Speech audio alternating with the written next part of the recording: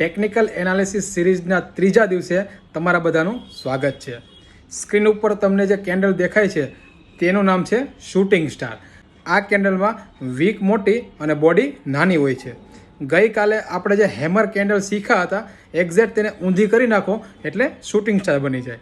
હવે આ કેન્ડલ ક્યારે ઉપયોગમાં આવે છે તો જ્યારે માર્કેટ એકદમ તેજીમાં હોય અને ટોપ ઉપર જો આ કેન્ડલ બને તો સમજવું કે હવે માર્કેટ નીચે આવવાની સંભાવના પૂરેપૂરી વધી જાય છે.